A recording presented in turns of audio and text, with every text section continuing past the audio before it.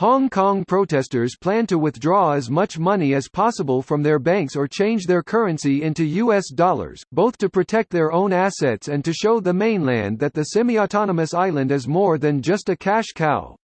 Here's a summary of the article. On August 16, Hong Kong protesters plan to withdraw as much money as possible from their banks or change their currency into US dollars, both to protect their own assets and to show the mainland that the semi-autonomous island is more than just a cash cow. Posts in LIHKG, Hong Kong's version of Reddit, show photos of hard currency withdrawn from banks, as well as ATMs declaring they're out of cash. The Hong Kong student who started this latest protest, which activists have named the Cashout HKD to USD, told Insider that as of Thursday, over 70 million Hong Kong dollars had been withdrawn, both in Hong Kong currency and in US currency. The claim couldn't be independently verified. The Hong Kong protests have been going on for 10 weeks, and while they have become increasingly violent, they have also become increasingly creative, with activists using laser pointers to protest the arrest of a student. A post in LIHKG says the Hong Kong dollar will cease to be pegged to the US dollar within the year and that foreign capital will flow out of Hong Kong as China continues to threaten Hong Kong with military involvement. China's messaging has encouraged peace and stability in Hong Kong so that economic activity can continue without interruption. Hong Kong is one of Asia's main financial sectors and China's economic bridge to the rest of the world. This post received a score of 59,501, with an upvote ratio of 95%. Here are the top comments in response to this article. Better just do it instead of plan. Give the Chinese government the smallest window of time to counter this as possible. If we know, they know. I mean, banks everywhere, not just HK, don't hold enough cash to cover anywhere close to all their deposits.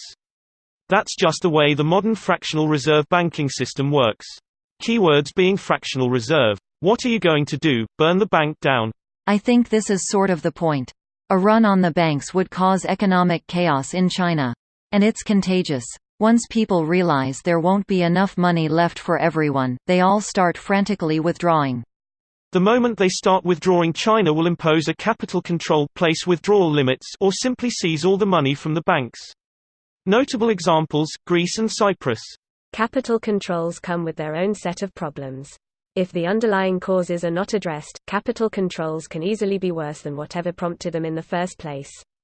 If it comes down to imposing capital controls, I'm going to mark that down as a solid win for the protesters.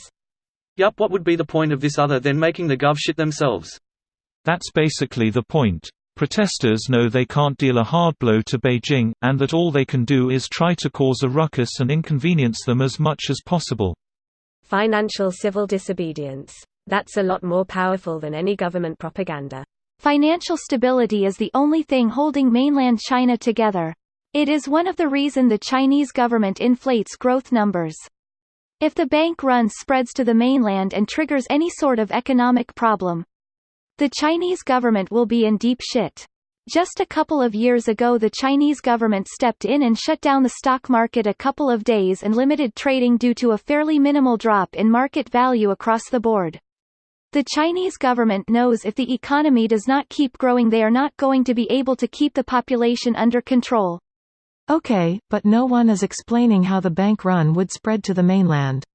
A run on the banks, eh? This is some next level shit. Threaten a run on banks. Wow, fuck it, if she is about to send YHE army, then fuck up the precious economy. Imagine if we in the US threatened to do this. Lol, like people in the US have any money to pull out.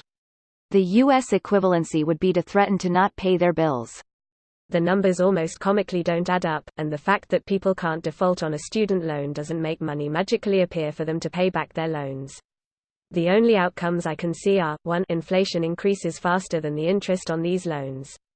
If there are over $1 trillion in loans not being paid back, it's going to be a fucking massacre.